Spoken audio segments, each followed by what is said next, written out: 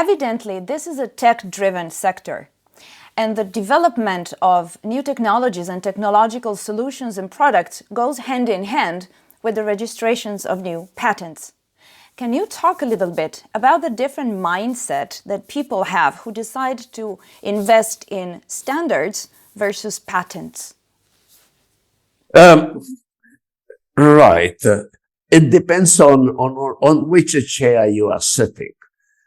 Because if you are leading a standard development, you are expected not to be involved in any intellectual property that affects the standards. Because that would be, in my opinion, an unacceptable conflict of interest.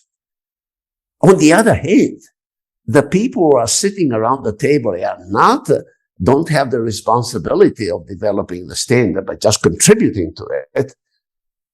I mean, in MPEG, it was probably 90% of them had an interest.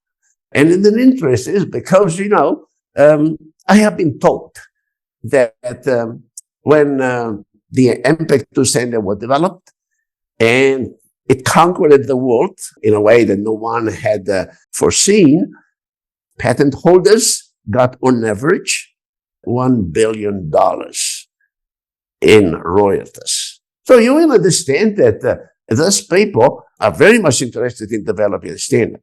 And so the MPEG-2 story was okay. The MPEG-4 story was okay. Things started getting wrong with the HEVC video standard, was the MPEG-H series of standards, because before we had people owning IP, but also interested in products. Nowadays, the people who have IP have no interest at all in developing product. The only interest is that someone else does that so that they can apply royalties. And so now we have broken the link, the holy link that keeps together the interest of IP holders and the interest of people who want to make products and services.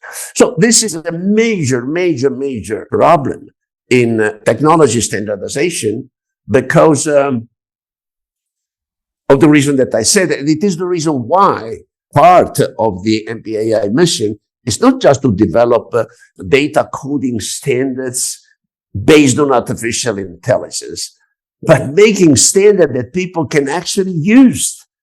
Because in some standards, patent holders are just playing their game and they are delaying the availability of the standard until they have settled the rate that they wanted to apply and all this kind of things. So this is damaging their interest, but they are playing on hundreds of tables. So they don't care if they don't have revenues for a few years on one table because they have a lot of others that where they have revenues flowing. So this is very much a big problem, and this is how MPAI addressed the solution.